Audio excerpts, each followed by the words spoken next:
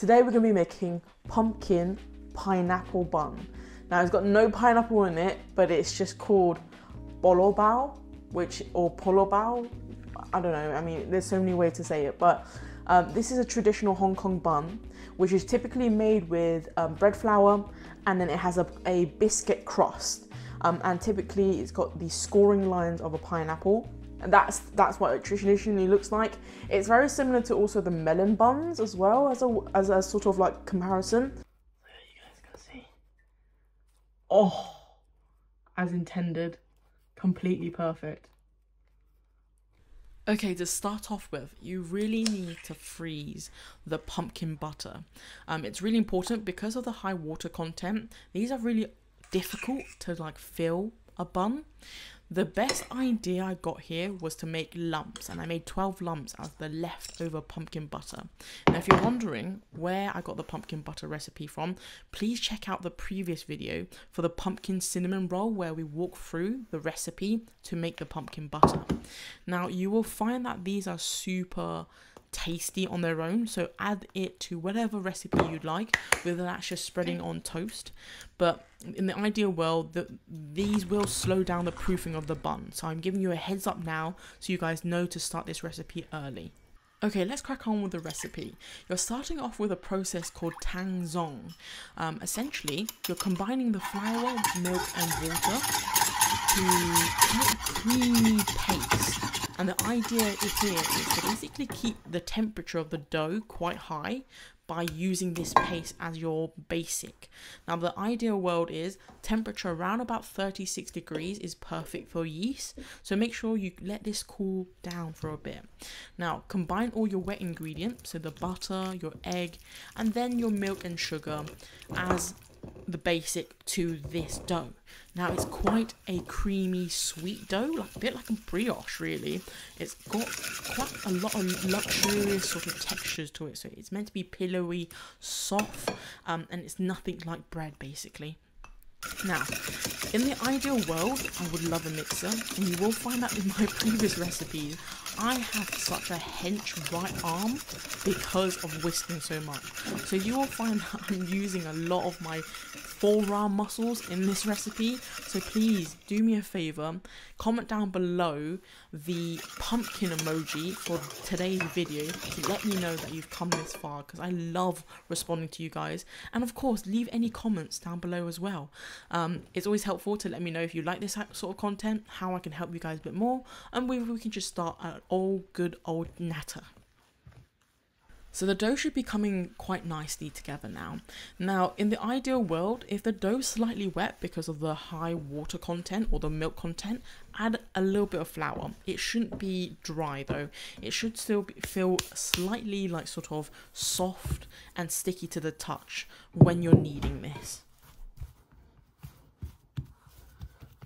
Right, while I knead this, I'm going to go and jump to the next video where we talk about our sponsor. Ah, yeah, that's me. Never mind. Back to kneading. Okay, a sweet trick for kneading dough is if your dough is sticky, don't add more flour. You have not kneaded it enough for it to create structures to hold its own. The other trick is that when you poke it, it should bounce back. In the ideal world, it should be sort of soft and supple, but it shouldn't be sticky. Now, if your dough is sticky, keep working at it. I would say around about 10 to 15 minutes of kneading. So I get this question a lot about this towel trick that I use.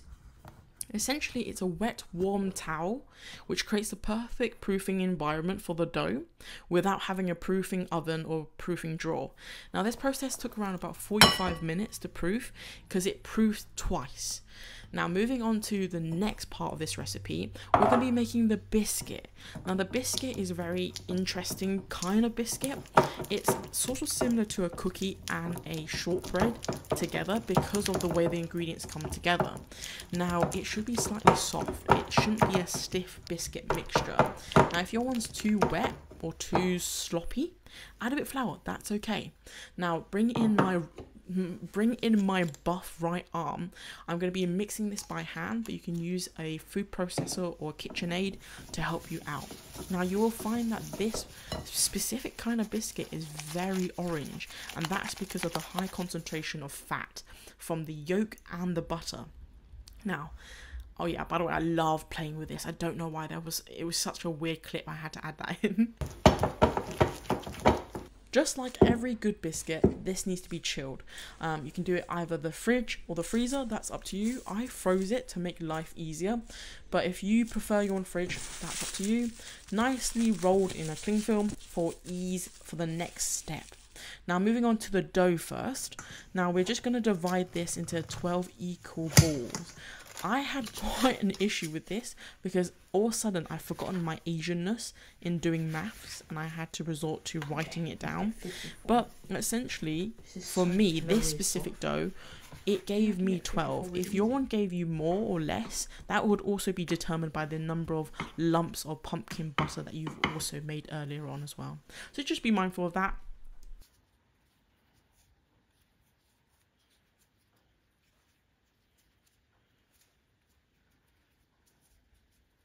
So no real technique here, just wrap your dough around the pumpkin butter. As far as I'm aware, this is as close as I would ever get to making dumplings, really. I'm pretty sure you guys are far more talented. The top layer, pumpkin paste upside down. The bottom layer, pumpkin paste right way up, which basically means I'm just testing how well they proof over time. I'm not too sure how they react, but this is what I'm expecting. Hopefully they do proof well, because this looks prettier, but these will all be covered by biscuits, so it really doesn't matter. It honestly doesn't matter, because look, at the bottoms are really nice. So I can always flip them upside down if they didn't proof the way I wanted to do as well. Okay, so the final bit to the whole recipe is literally putting together the buns and the biscuit together. This is probably the fun part. Just a quick tip, especially for all the ingredients that you're going to be using today. The pumpkin butter has to be frozen, and so does the biscuit. The biscuit's got a high concentration of butter, so it can be very like liquid, like sort of soft to touch, which can happen because of the sort of the high fat content it has. That's the same with a pumpkin. Pumpkin's got a lot of water content, in fact. So to make it easier, freeze your pumpkin butter so that when you are adding it into the when you're adding it into your dough balls, it will make your life easier. But when it cooks, it will also not dehydrate too quickly, and it won't create too much weight for the dough to rise in the oven as well. Just a quick tip. Let's get on with the video. I guess just follow what she said, really. The voiceover here has no value. You can just continue watching this video in silence, but I thought I'd fill in the gap. Now, the trick with this specific type of biscuit is that it's extremely sticky and extremely soft as well once it comes to room temperature. So if it gets soft, add a bit more flour, or chuck it into the fridge or freezer to stiffen it up again. You should be able to make this is a 6 centimeter cutter. You can make it bigger or smaller, up to you, depending on how many you get out of the dough as well. Now, I had leftover biscuits, I chucked it in the oven and had it as a snack while I was waiting for these dough to proof.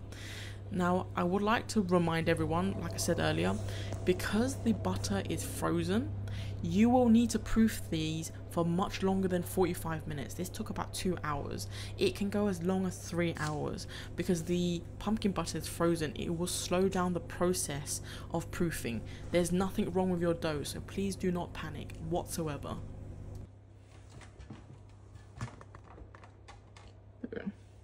Okay, so it was kind of right. Putting them in the reverse kind of worked better. However, I'm going to turn the bottom ones over, but I'm going to fix these little holes because obviously I didn't counter the fact that the proofing would undo the shaping of these a little bit, which is fine. Just cute little pinches.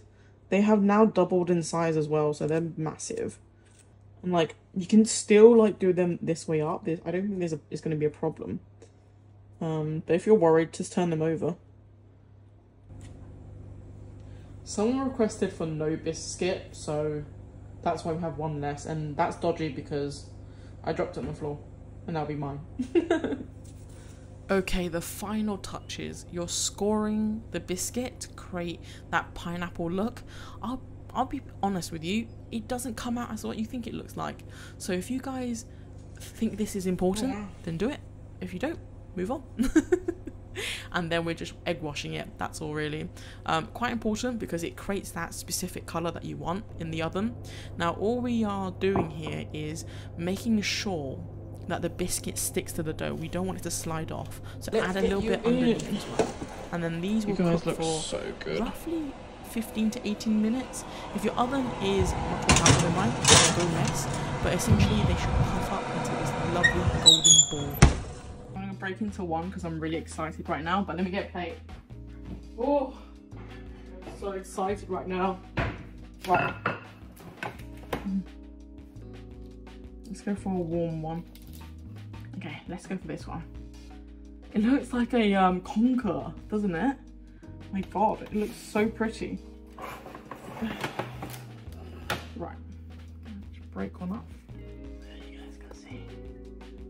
Oh, as intended, completely perfect.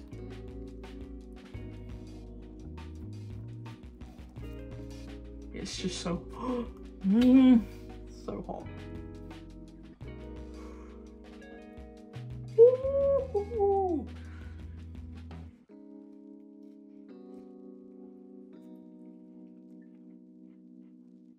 Oh my god.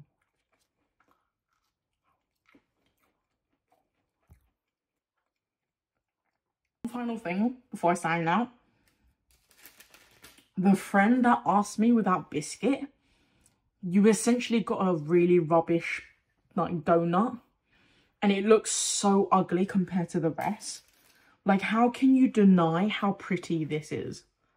Like, how can you deny that, hey? How can you deny how pretty these are? I just don't understand. I just don't understand. How can you deny how pretty these are? Just kill me. Because you want it without biscuit. It's giving naked. It's giving over-tanned. It's giving holiday went wrong. Woo. Anyway, peace out. Okay, so there's no general rule as to how you have polo bao. I can't say it anymore, man. I'm saying it all day. I've said it so many times. My head can't even convince myself to finally finish the sentence. Anyway, so these are traditionally eaten with butter. I don't think they need it. They look so good. They look so warm and comforting. And I genuinely think if you're going for one of these, all you need to accompany it is a cup of tea. That's my preference, at least. Now, of course, if you guys are making this at home, please just be mindful. It's a long process. Now, most recipes say it's around about 3 hours and 30 minutes, 4 hours-ish. I would really add on any other times in terms of like needing to do different parts. Like, there is the pumpkin butter, you've got the biscuit, and then you've obviously got the proofing. There are loads of steps to this. It's quite a challenging recipe on its own anyway.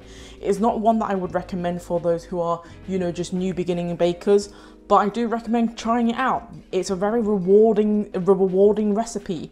As like I said before, everything that I mentioned today, even the equipments I've used in the video as well will be listed down below. If you guys got any questions, if you have any comments, please leave it down below.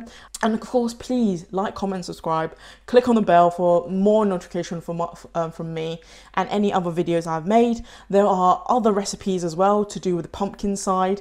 Lots there for you guys to enjoy. As always, I'm going to love you, leave you. See you next time.